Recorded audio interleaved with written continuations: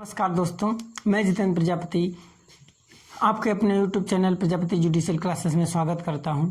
मित्रों, आज हम जानेंगे सिविल मामला और आपराधिक मामला अर्थात criminal case and civil case के बारे में।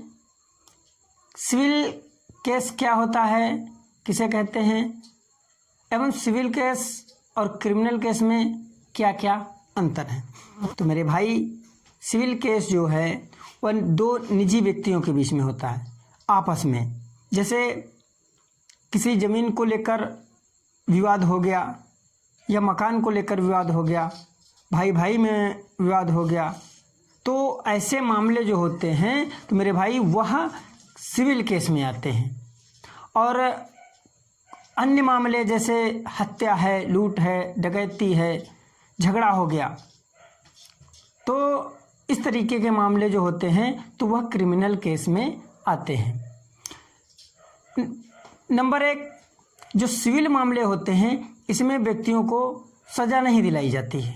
इसमें ना तो कारावास दिलाया जाता है और इसमें व्यक्ति को फांसी की भी सज़ा नहीं होती है।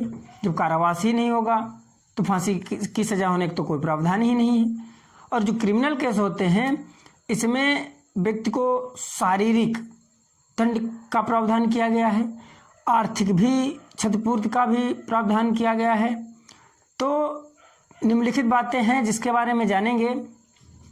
तो सिविल मामला यानी दीवानी मामला, जिसे सिविल केस या सिविल लॉ भी कहते हैं, और आपराधिक मामला जिसे क्रिमिनल केस या क्रिमिनल लॉ भी कहते हैं। तो मेरे भाई याद रखना है, तो जो सिविल मामला होता है वह दो निजी व्यक्तियों के बीच में या दो संस्थाओं के बीच का मामला होता है।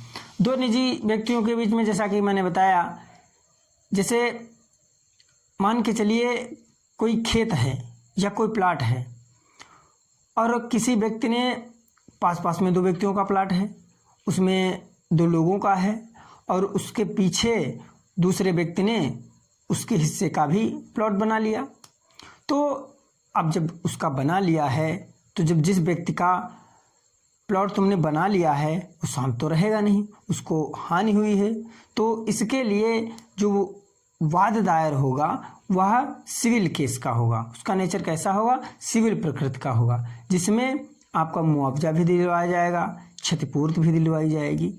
तो ऐसे मामले जो होते हैं वह सिविल केस कहलाते हैं।